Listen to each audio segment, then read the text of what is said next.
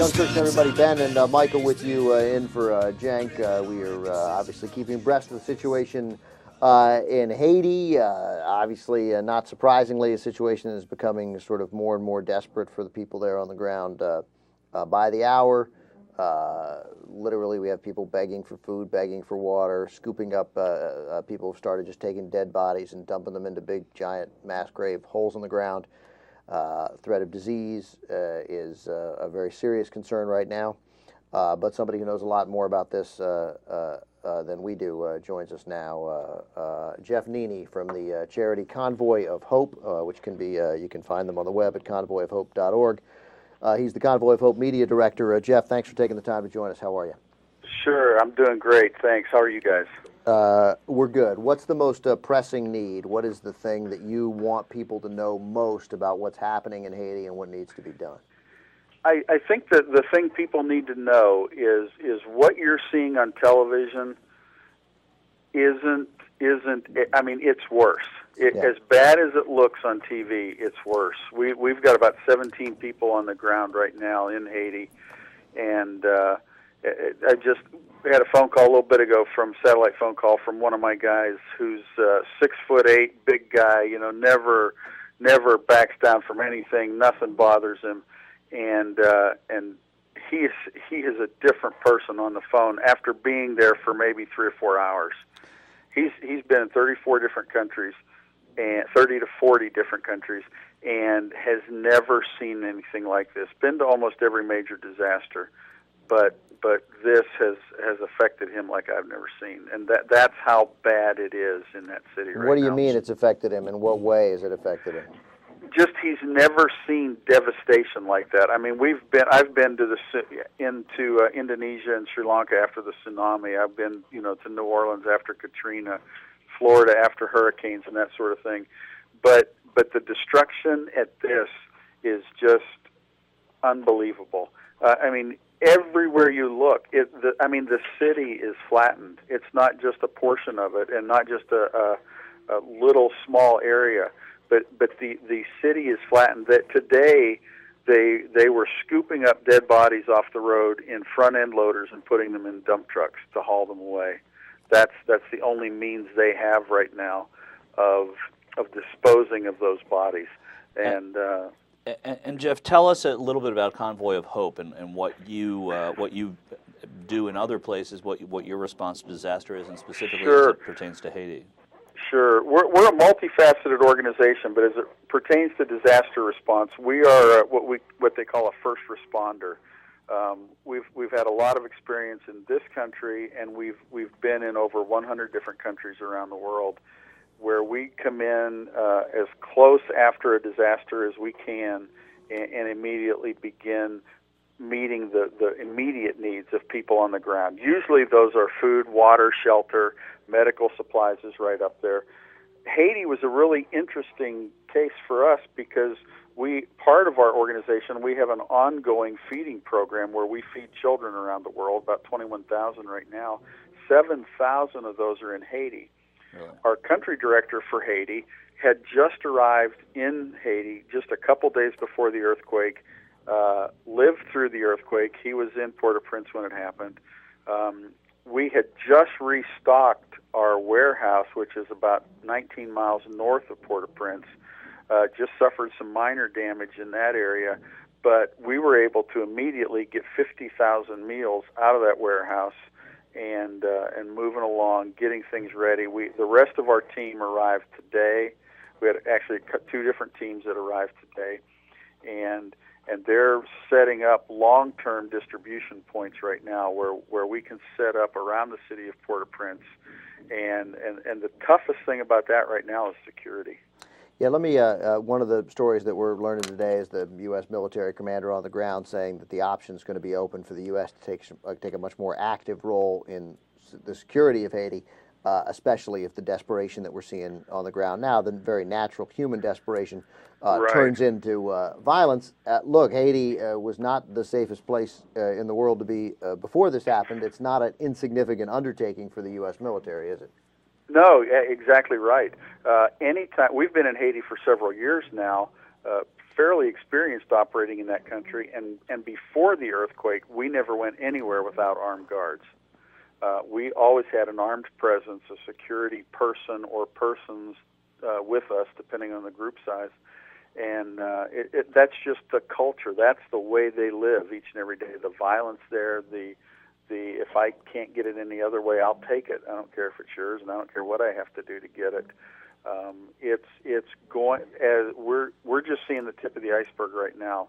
I think, and I hate saying this, I'm not a doomsday person at all, but we have to. When they say we have to get supplies to them quickly, they mean it. It will turn dangerous, more dangerous than normal. Well, let's. I mean, I obviously I don't expect anybody with Convoy of Hope to be a doomsdayer. So don't worry, you're clear on that. Okay. But what is the fear when you say we fear it's going to turn bad? What is I don't want to put it as worst case scenario, but what's the scenario we're trying to avoid? What do you fear it could become if we're not able to get what's needed to the people who need it most quickly?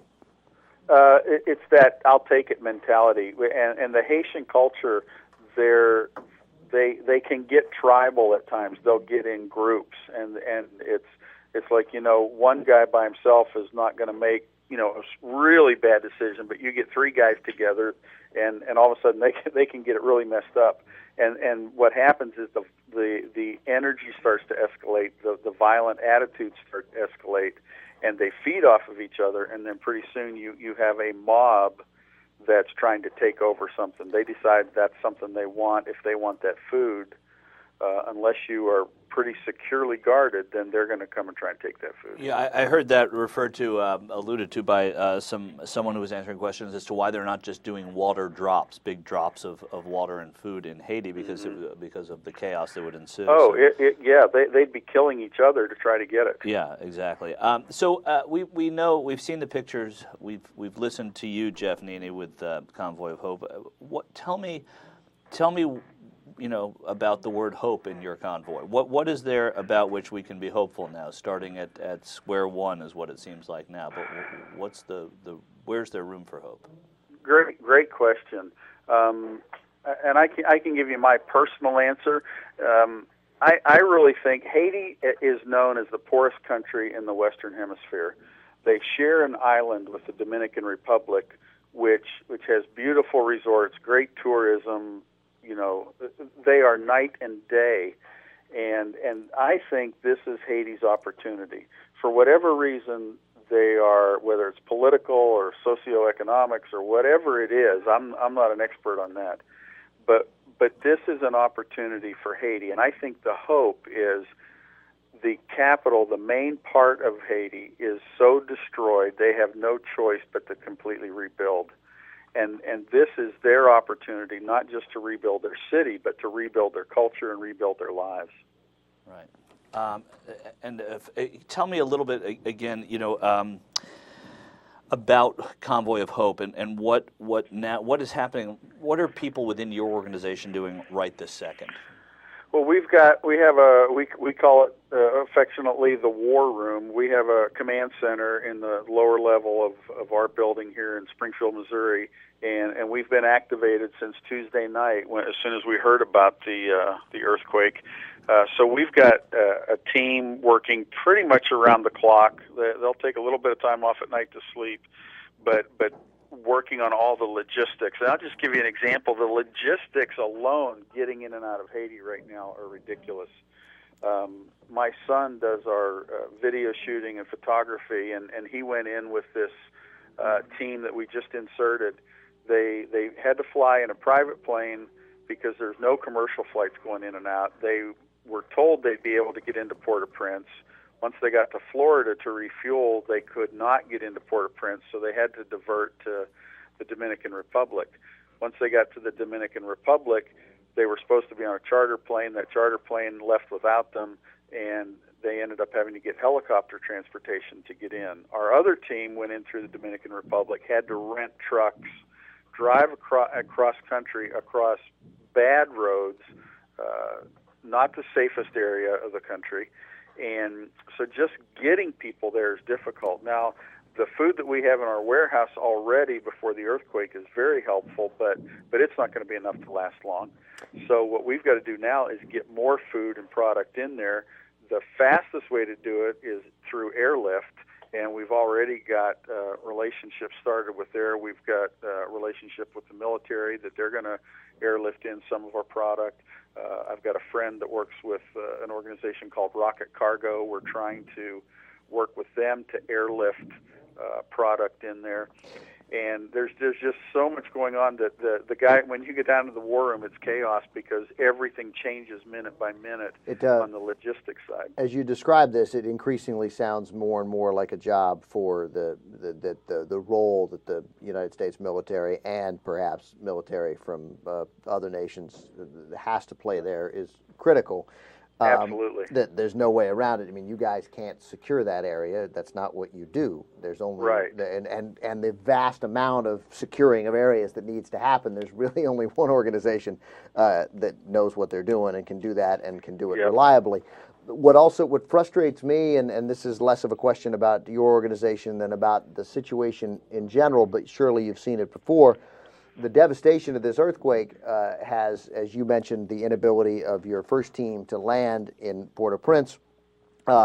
We're seeing that again and again. I read today about a UNICEF plane filled with stuff that just couldn't land and had to go back to Panama. So the airport is unusable, not totally, but I mean it's not equipped to take all the help. And the seaport, is that there are boats that need to get in that can't even get in.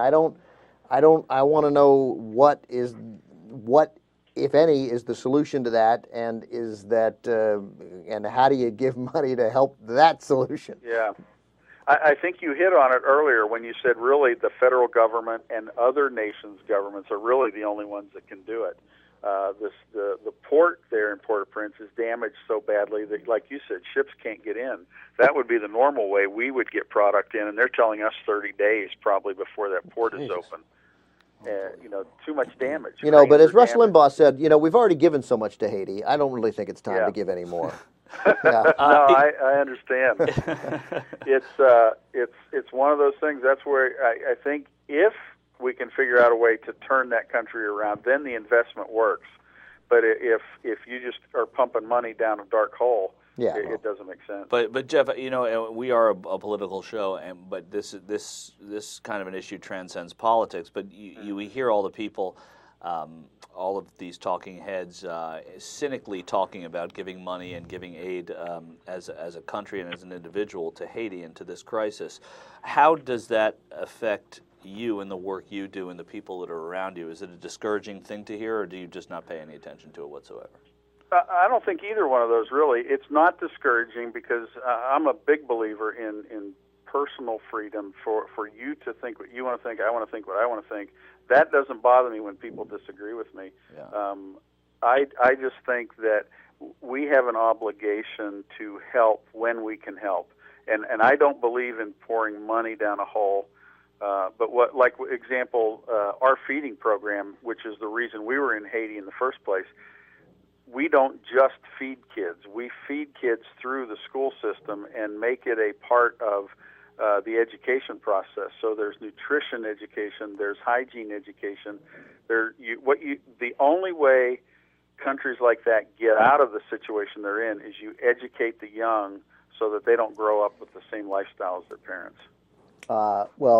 It's admirable that you take that sort of principled stand about people who disagree with you, but Rush Limbaugh is still a douchebag. But I'm comfortable saying it even if you aren't. All right. I'm comfortable agreeing with Ben, and I can't say how much we, and I speak for all of us here, I'm sure I'll take that liberty, appreciate that there are people like you, Jeff Nene, and the people you work with that are doing this.